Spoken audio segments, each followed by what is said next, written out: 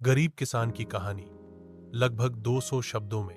रामू एक गरीब किसान था जो एक छोटे से गांव में अपने परिवार के साथ रहता था।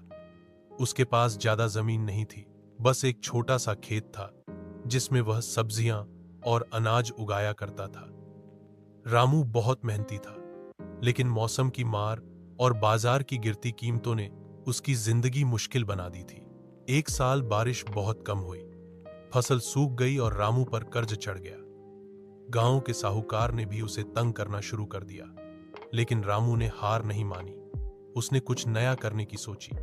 अगले साल उसने जैविक खेती शुरू की और सीधे शहर के लोगों से संपर्क कर फसल बेचने लगा। धीरे धीरे उसकी मेहनत रंग लाई। लोग उसकी सब्जियों की गुणवत्ता पसंद करने लगे। उसकी आमदनी बढ़ी और वह कर्ज भी चुका सका। अब रामू न केवल अपने खेत को संभाल रहा है, बल्कि गांव के दूसरे किसानों को भी जैविक खेती के लिए प्रेरित कर रहा है। रामू की कहानी हमें सिखाती है कि सच्ची मेहनत, ईमानदारी और नई सोच से कठिन हालात बदले जा सकते। गांव में रामू नाम का गरीब किसान रहता था। उसके पास बस एक छोटा सा खेत था।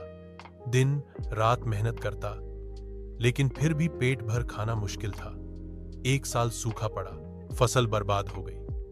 हार मानने के बजाय रामू ने दूसरे गांव जाकर मजदूरी की, पैसे बचाए और फिर से खेत में मेहनत शुरू की। धीरे धीरे उसकी मेहनत रंग लाई और एक दिन वो आत्मनिर्भर किसान बन गया।